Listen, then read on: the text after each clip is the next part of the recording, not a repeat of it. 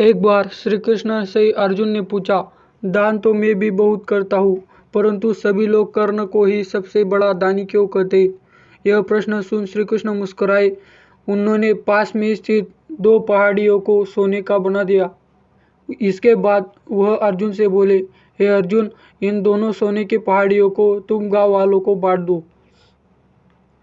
अर्जुन ने सभी गांव वालों को बुलाया और सोना बांटना शुरू कर दिया। अर्जुन पहाड़ी में से सोना तोड़ने गए और गांव वालों को देते गए। लगातार सोना बांटते रहने से अर्जुन में अब अहंकार हार चुका था। इतने समय पश्चात अर्जुन काफी थक भी चुके थे। इन्होंने श्री कृष्ण से कहा कि अब मुझसे यह काम और न हो सकेगा। अब श्री कृष्ण ने कर्ण को बुलाया।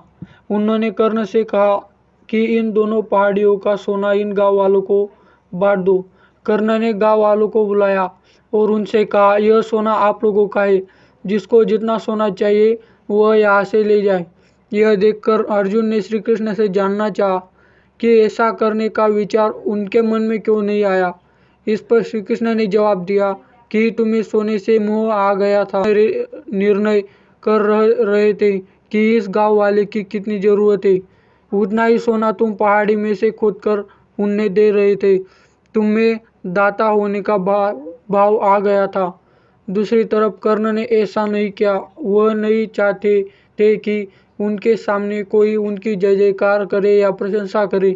दान देने के बदले में धन्यवाद की उम्मीद करना भी सौदा कहलाता है। बिना किसी उम्मीद या आशा के दान करना चाहिए, ताकि यह हमारा सत्कर्म हो, न कि हमारा अहंकार।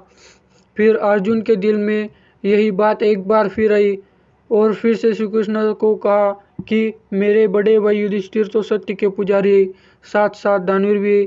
फिर कर्ण को मेरे भाई युधिष्ठिर से बड़ा दानवीर क्यों माना जाता है? ऐसे में तब भगवान कृष्ण ने उनकी शंका दूर करने के लिए एक दिन तेज बारिश के समय ब्राह्मण का वेश बनाया और दोनों सबसे पहले युधिष्ठिर के पास जा पहुँचे।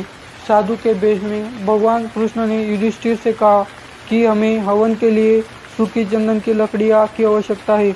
युधिष्ठिर जी ने कहा, ब्राह्मण देवता, बारिश की वजह से सभी लकड़ियाँ गिल्ली हो गई है, इसीलिए मैं सूखी चंदन की लकड़ी देने में असमर्थ हूँ। अब दोनों कर्ण के पास पहुँच गए। कर्ण ने उनसे कहा, पहले आप भोजन कर ले, सूखी चंदन की लकड़ी का व्यवस्था मैं कर दूंगा। भोजन करने के बाद कर्ण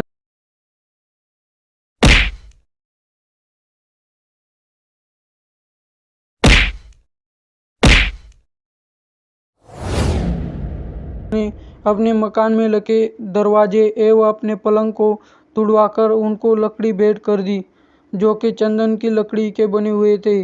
और साथ ही उन्हें चंदन की लकड़ियाँ देने से पहले अपने तरकश बांध छोड़कर गंगा जी का पानी बहाकर पूरी लकड़ियाँ को धुलवाया और फिर तरकश से दूसरा बांध छोड़कर गर्मी पैदा करके सभी लकड़ियों को सुखा भी दिया।